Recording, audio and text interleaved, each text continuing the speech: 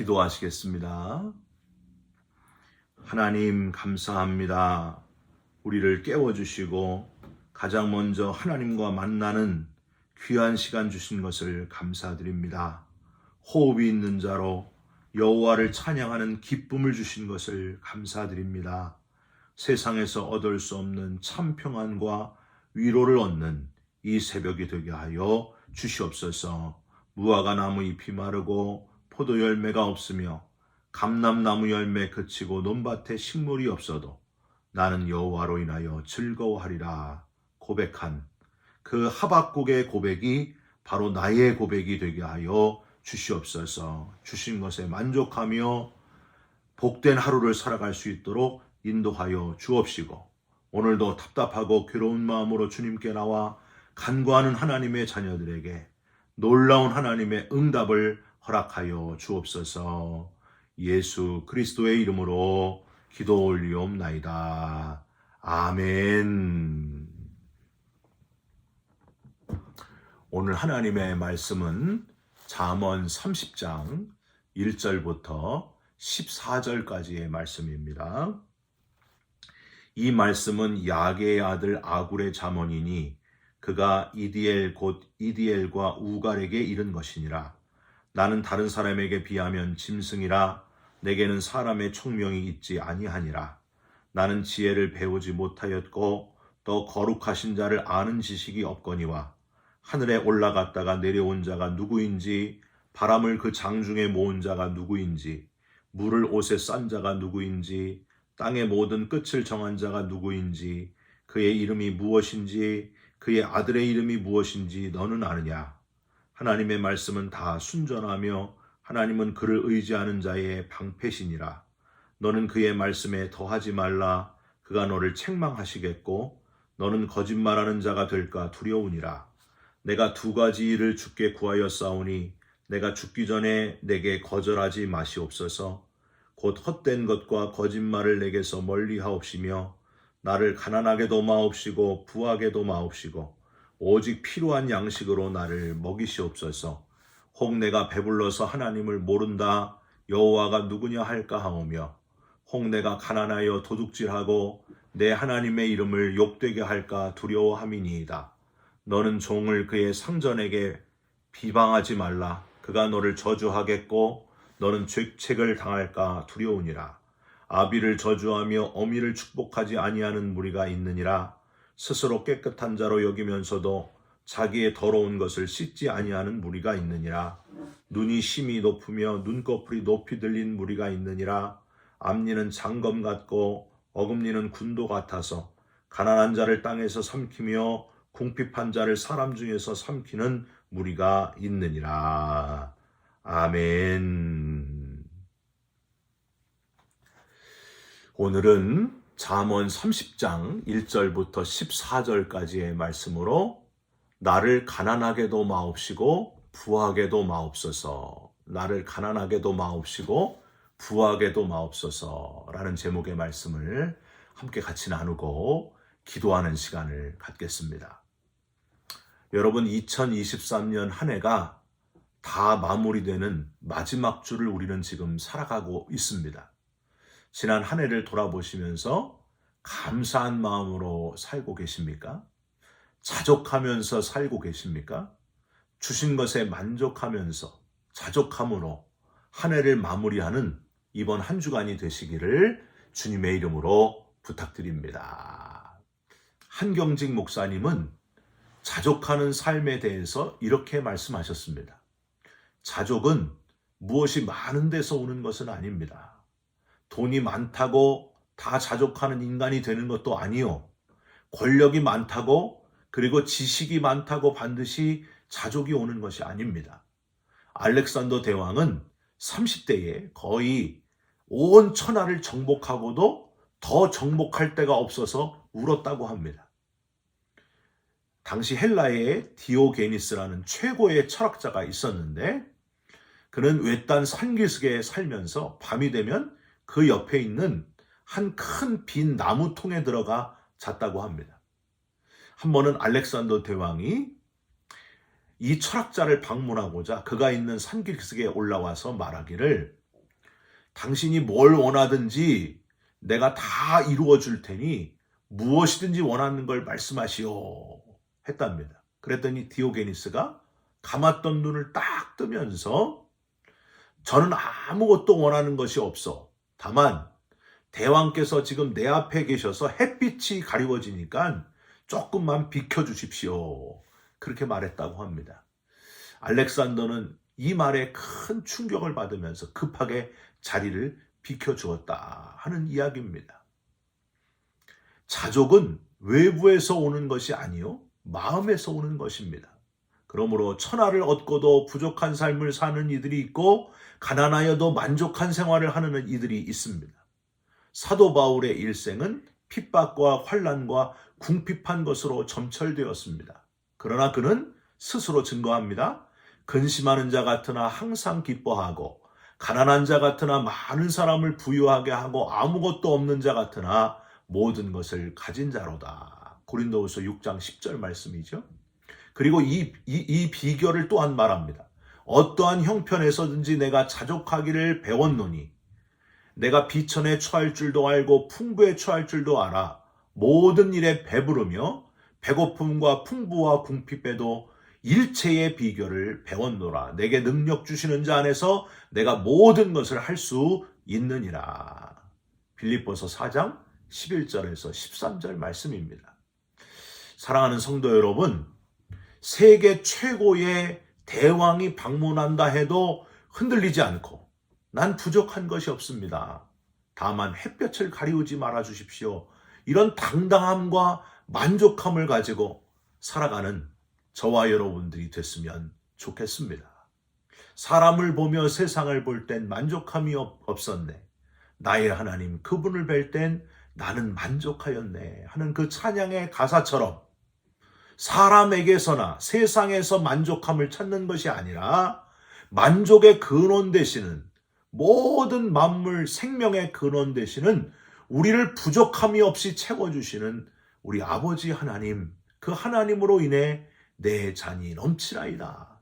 부족함이 없습니다. 여호와는 내게 나의 목자시니 내가 부족함이 없으리로다.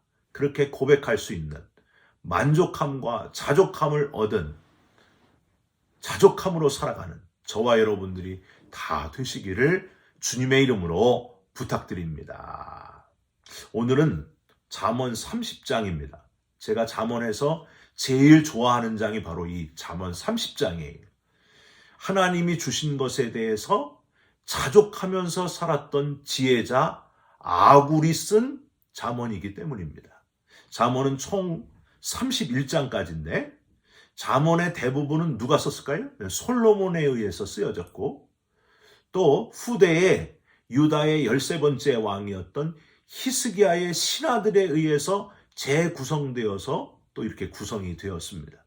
근데 특이하게도 솔로몬이나 히스기야의 신하들이 지은 잠언이 아닌 몇 군데의 잠언들은 전혀 다른 사람들에 의해서 지어졌습니다.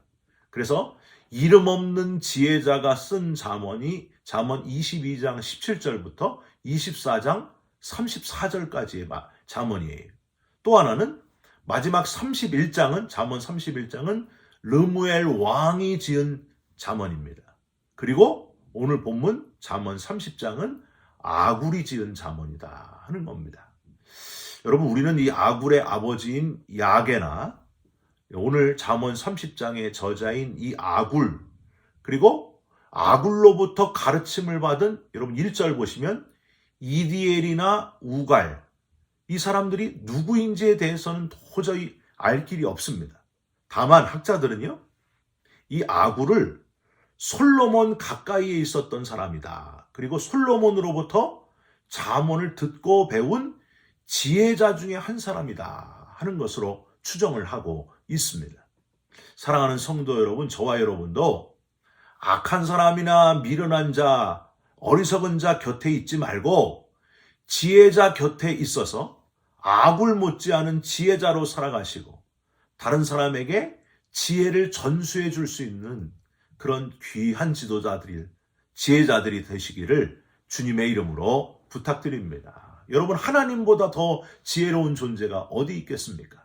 모든 지혜의 근원이신 하나님을 가까이 하시면서 지혜를 얻게 되시고 또 그 지혜를 우리 다음 후손들에게 잘 전해줄 수 있는 전수자들이 되셨으면 좋겠습니다. 아굴의 이 잠언 30장 지은 아굴의 가장 큰 특징, 잠언 30장에서 가장 멋지기도 하고 균형 잡힌 그리스도인의 모습을 보여주는 표현은 바로 오늘 제목과 같이 7절과 8절에 나오는 성숙한 기도, 균형 잡힌 기도라고 하는 거예요. 아굴이 정말 훌륭한 것은 이렇게 균형 잡힌 기도의 사람이었을 뿐만이 아니라 그렇게 기도한 대로 실제로 살아갔던 사람, 그 사람이 바로 아굴이었습니다. 우선 7절과 8절을 한번 보세요. 내가 두 가지 일을 주께 구하였사오니 내가 죽기 전에 내게 거절하지 마옵소서. 곧 헛된 것과 거짓말을 내게서 멀리하옵시며 나를 가난하게도 마옵시고 부하게도 마옵시고 오직 필요한 양식으로 나를 먹이시옵소서. 아멘. 여러분, 아멘입니까? 그런데 여러분, 우리는 이 기도에, 이 아굴의 기도에 아멘을 그렇게 크게 하는 것 같지는 않습니다. 왜 그럴까요? 우리는 특별히 우리 한국 사람은요, 그저 많이 받는 것을 좋아하고 기복적인 것을 참 좋아하기 때문입니다. 뭐든지 많이 받는 것. 그래서 무슨 말이 있어요? 공짜라면은 양잿물도 마신다. 그런 말이 있잖아요. 그러니까 많이 넘치는 것.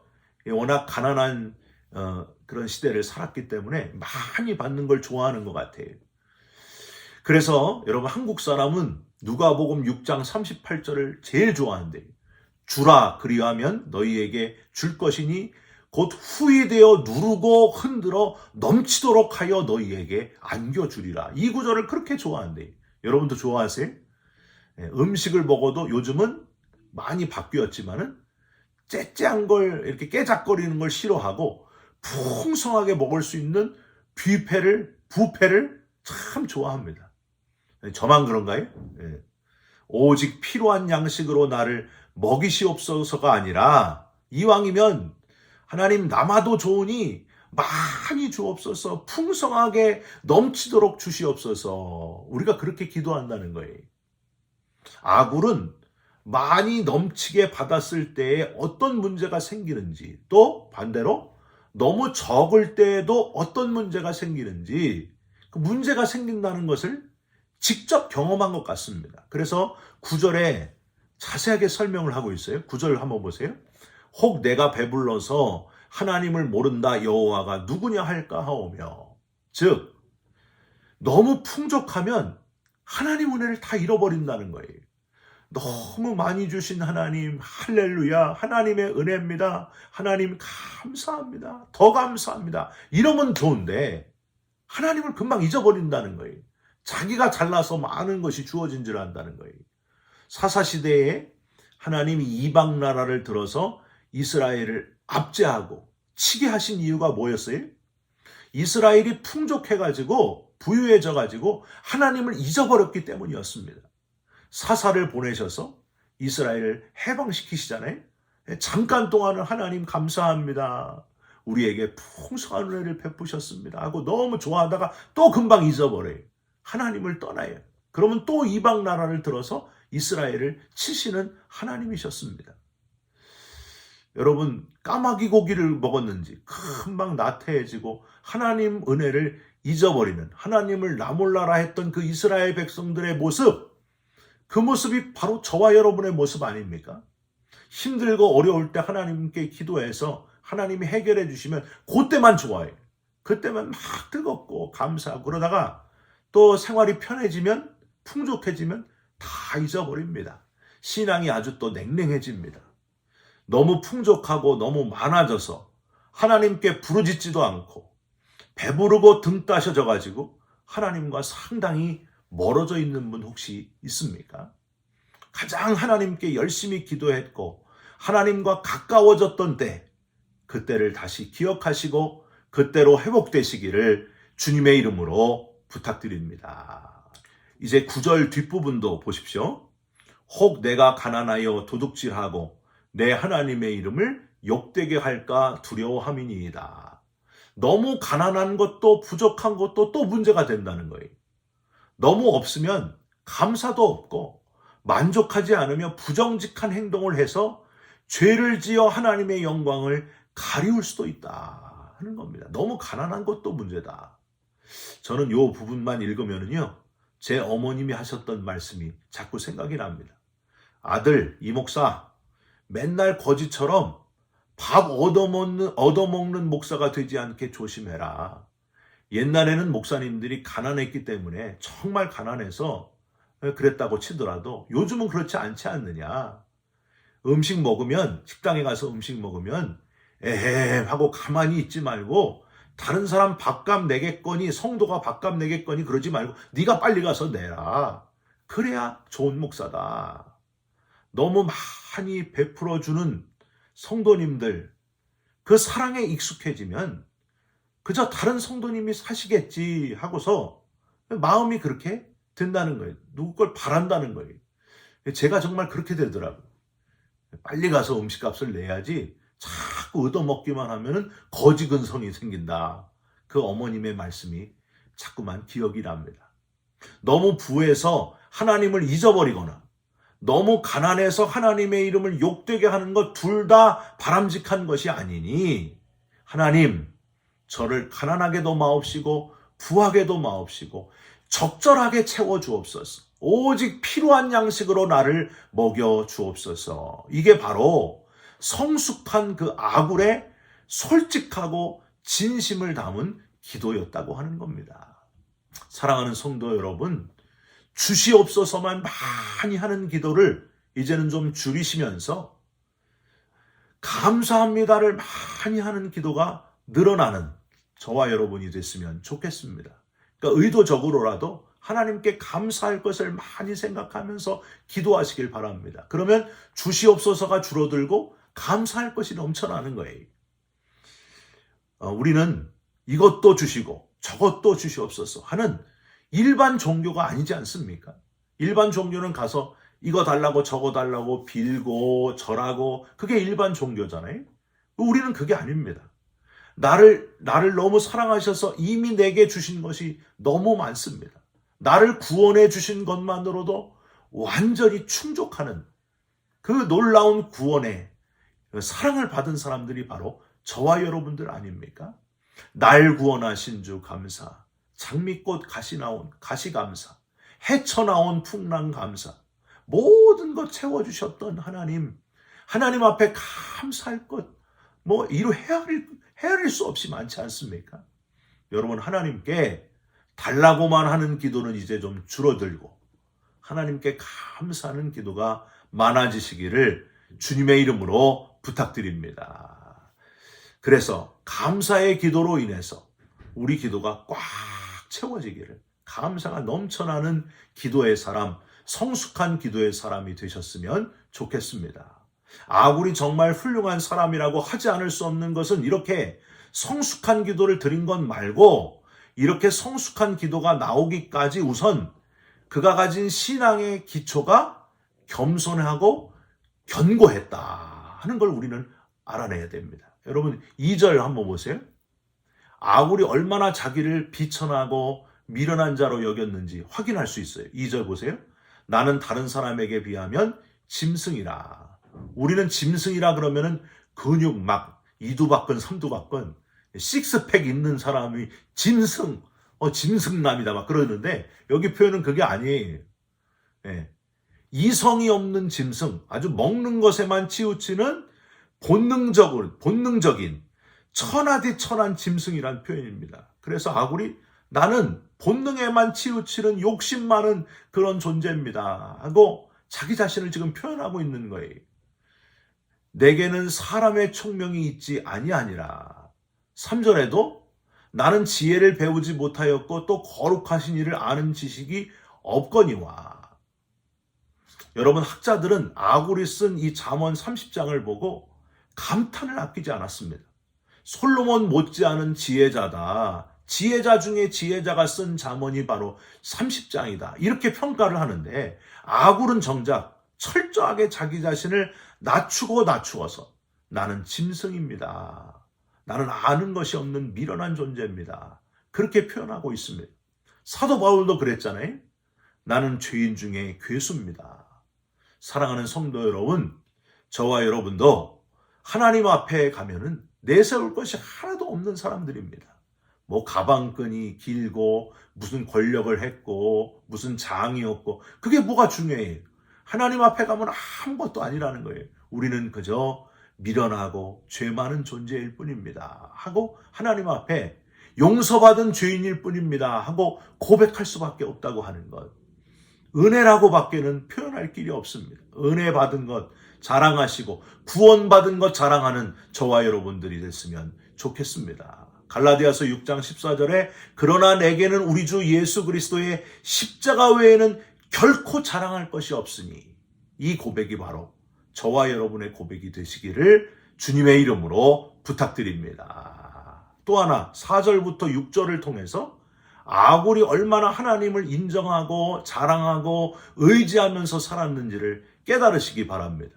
4절, 하늘에 올라갔다가 내려온 자가 누군지, 바람을 그 장중에 모은 자가 누구인지, 물을 옷에 싼 자가 누구인지, 땅의 끝을 정한 자가 누구인지, 그의 이름이 무엇인지, 그의 아들의 이름이 무엇인지 너는 아느냐.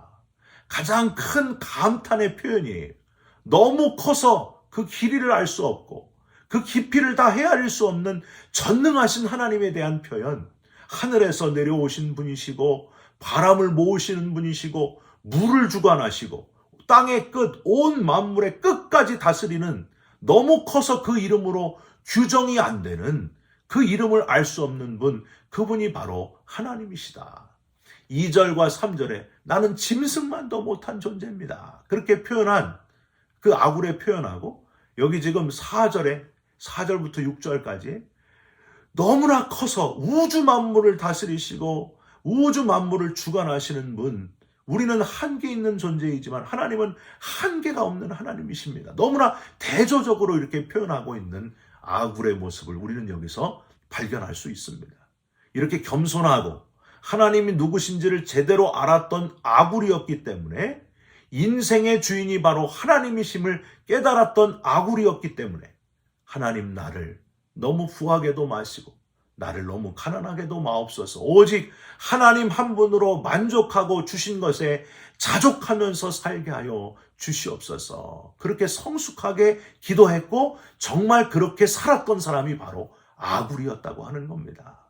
여러분, 저와 여러분도 아굴처럼 자족하면서 내가 얼마나 낮은 존재인지, 얼마나 비천한 존재인지를 깨닫고 하나님은 또 얼마나 크시고 전능하신 분인지를 고백하고 하나님을 찬양하시면서 자족하면서 하나님을 높이시면서 오늘 하루를 살아가시기를, 평생 그렇게 살아가시기를 예수님의 이름으로 축원드립니다. 기도하겠습니다.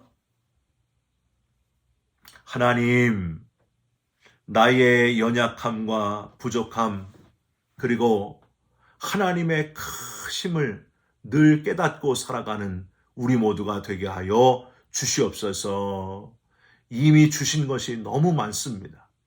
감격하며 감사하며 감탄하면서 살아가는 우리들이 되게 하여 주시옵소서. 내 삶의 주인은 오직 하나님이심을 깨닫고 하나님께 영광을 돌리는 삶을 살아가게 하여 주시옵소서. 예수 그리스도의 이름으로 기도 올리옵나이다. 아멘. 하늘에 계신 우리 아버지여, 이름이 거룩히 여김을 받으시오며 나라가 임하옵시며 뜻이 하늘에서 이루어진 것 같이 땅에서도 이루어지이다. 오늘 우리에게 일용할 양식을 주시옵고 우리가 우리에게 죄진 자를 사하여 준 것 같이 우리 죄를 사하여 주시옵고 우리를 시험에 들게 하지 마시옵고 다만 악에서 구하시옵소서. 나라와 권세와 영광이 아버지께 영원히 있사옵나이다. 아멘. 사랑하는 성도 여러분, 오늘도 나의 작음을 알고 그분의 크심, 하나님의 크심을 알고 깨달으면서 높이고 찬양하면서 좋은 하루를 살아가시기를 주님의 이름으로 부탁드립니다. 여러분 사랑합니다. 축복합니다. 감사합니다.